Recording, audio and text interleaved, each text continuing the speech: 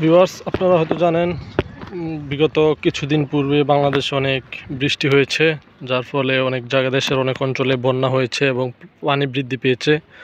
তো সেই জন্য আমি আজকে আসলাম এই কাঠালিয়া নদীর ওপর, যেটি মেঘনা নদীর একটি শাখা নদী। এই নদীটি মূলত কুমিল্লা জেলার দাউদকান্দি উপজেলার যে দাউদকান্দি গোমতী নদী, সেই নদীরই একটি শাখা নদী। তো এখানে আসলাম পানি কীরকম সেটি দেখার জন্য, মানে পানি এখানে বৃদ্ধি পেয়েছে কি না সেটা দেখার জন্য। তবে এখানে দেখা যাচ্ছে পানির তেমন একটা স্রোত নেই বা পানি স্বাভাবিক অবস্থায় আছে, এটি লক্ষ্য করা যাচ্ছে।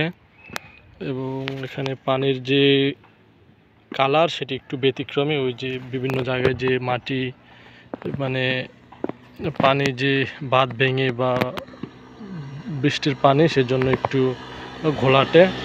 আর এখানে পানি তেমন কোনো বৃদ্ধি নেই, স্বাভাবিকই আছে বলা যেতে পারে। এটি হলো লোকেশনটা, হলো এটা আমি যে পাশটাতে আছি এটা মেঘনা উপজেলা কুমিল্লা জেলার, যে পাশটা হোমনা উপজেলা কুমিল্লা জেলার। এই হলো অবস্থা। তো এখানে বন্যা হয়নি, আলহামদুলিল্লাহ, এখানে স্বাভাবিক আছে। আজকে রোদ উঠেছে অনেক দিন পর, আকাশটা অনেক সুন্দর লাগছে। যাই হোক, যারা এতক্ষণ ভিডিওটি দেখছেন তাদের প্রত্যেককে অসংখ্য ধন্যবাদ।